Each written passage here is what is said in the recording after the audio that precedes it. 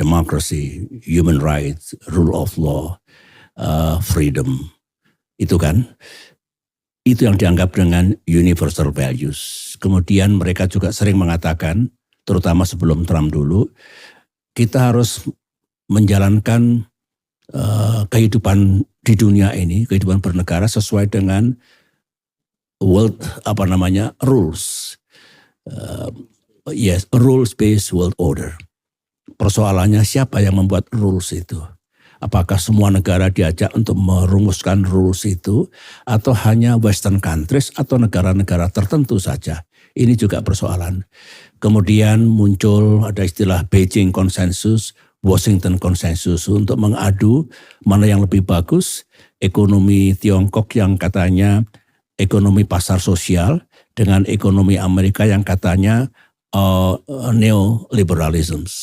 Saya kira kita bisa melihat secara utuh kalau saya sudah bisa menyimpulkan mana yang baik dari masing-masing mazhab itu, mana yang tidak cocok dengan Indonesia.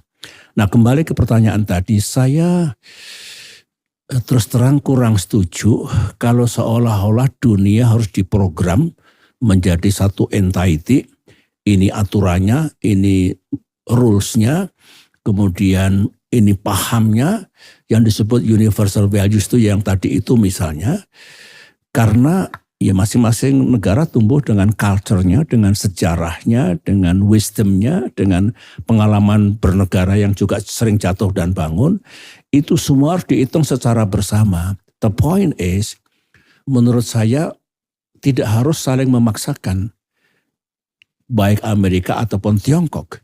Biar negara yang lain dengan melihat pengalaman sejarah, merasakan, melihat pandangan Beijing dan pandangan Washington, nanti kita bisa akan mengambil sendiri mana yang kira-kira pas untuk negeri Indonesia ini. Realizing benturan falsafah, benturan pandangan, sampai dengan tadi yang disebut dengan universal values. Bisa kita lihat bareng-bareng nanti. Tapi begini ya Bung Gita ya, I am student of history. Saya mendalami ideologi cukup dalam, because saya ingin tahu apakah iya kapitalisme harus berperang lawan sosialisme sampai kapan, begitu. Apakah iya demokrasi sebagai sistem politik harus berperang dengan otoritarianisme sepanjang masa, apa iya? Tidakkah bisa berdamai? Tidakkah ada jalan tengah, the third way? Mungkin tidak saya sampaikan di sini, mungkin perlu end games lagi nanti, next. Saya sudah punya jawaban sekolah lah gitu, bahwa tidak harus bertempur, tapi ada zone of possible agreement. Kapitalisme intinya growth, pertumbuhan. Sosialisme intinya justice, social justice.